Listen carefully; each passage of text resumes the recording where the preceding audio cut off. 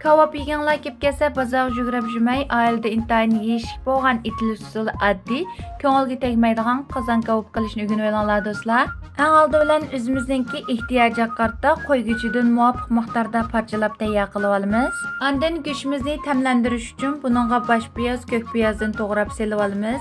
Buning ustiga tam tetitqolarimizdan muvofiq miqdorda tuz, zira, oqmush, kavap tetitqosidan 2-3 qo'shiq, tuxumdan 2-3 dal, muvofiq miqdorda un chechib, bularni toz bir aralashtirib, yarim soat atrofida tamlantirib qo'yamiz. Ko'rib mushagicha kelibsizlar, meni qo'shmaganlar qo'shib olinglar. Buningdan keyingi mazmunlar taxim sarxil.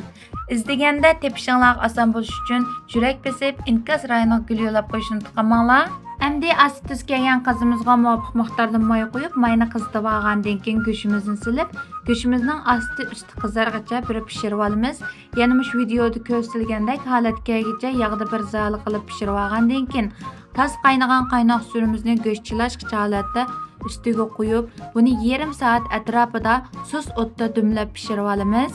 Go'shtimizni dumlab pishirib olgandan keyin buni o'zimizning yaxshi ko'rishi bo'yicha bir atal nonni tubiga yepib 5 minut atrofida o'titib olgandan keyin nonning yuziga muvofiq miqdorda loz uni zirlarni sepib pishirib olgan go'shtimizni ilib ustiga ko'k piyozni muvofiq miqdorda chashgandan keyin iste'mol qilsak bo'ladi. Qani do'stlar, sizlarmi o'rganib oldinglarmi?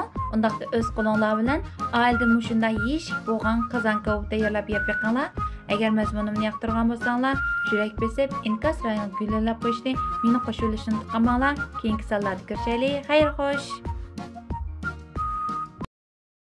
抖音